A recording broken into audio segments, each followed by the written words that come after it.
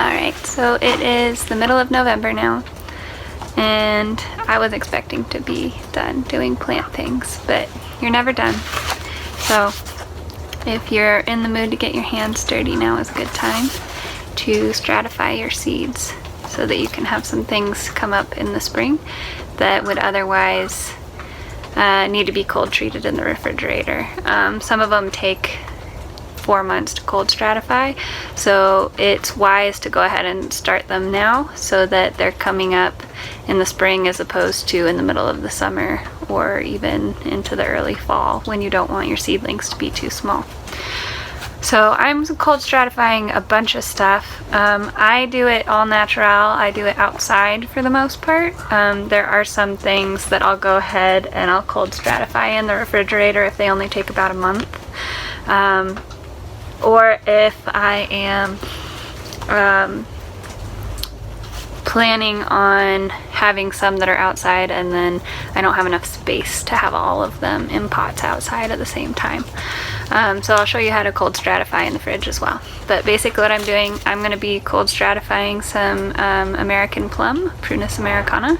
So I've got some tree pots. Whatever you're planting, it makes sense to plant according to what the seeds are going to do when they start germinating. So since plums could probably get away with a shorter pot, but for most of my trees I'm putting them in tree pots so that they can get a nice deep tap root immediately.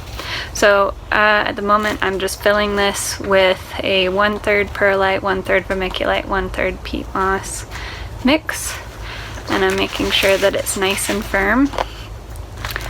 And I'll go ahead and fill up probably 20 of these or so for these, and then I'll just go ahead and take my seeds and plant them. The general rule of thumb is you plant your seeds twice as deep as they are wide, usually with larger seeds. I do it more like just one time deeper than the width of the seed, because usually the bigger seeds are not expecting to work their way that deep into the soil and they can end up rotting if they're too deep in. I'll just go ahead and usually I will sow 2 seeds per pot for the bigger guys, but since these guys are kind of special and I don't have a lot of the seeds, I'm going to do 1 per pot and cross my fingers. And then I'm just going to put these in an unheated greenhouse where they're going to experience a lot of freeze and thaw, a lot of cold weather, a lot of warm weather, and that'll hopefully help them to germinate in the spring. It is important that you keep them moist, and I'll go ahead and show you also how I'm going to do. So for some of my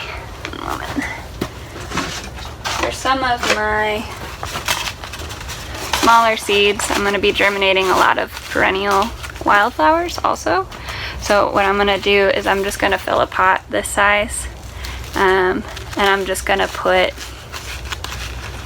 30 or 40 seeds in that. And then once they have 2 sets of true leaves, I'll go ahead and I will transplant them out. Some native plants don't like that, and I'm still learning which ones those are. But when it comes to cold stratifying, you don't really have enough space to gamble. At least I don't have enough space where I can just kind of gamble and take up a whole bunch of room with just like, 3 or 4 seeds in each pot. So I'm going to go ahead and give this a go with a bunch of different stuff. We're going to be trying several different penstemons. We've got a bunch of different kinds of shrubs and things as well with teeny tiny seeds that we're going to be trying in these. And then hopefully in the spring, as usually in around February, you can expect to start seeing things come up, which is really nice after a few months of really cold winter to start seeing some green.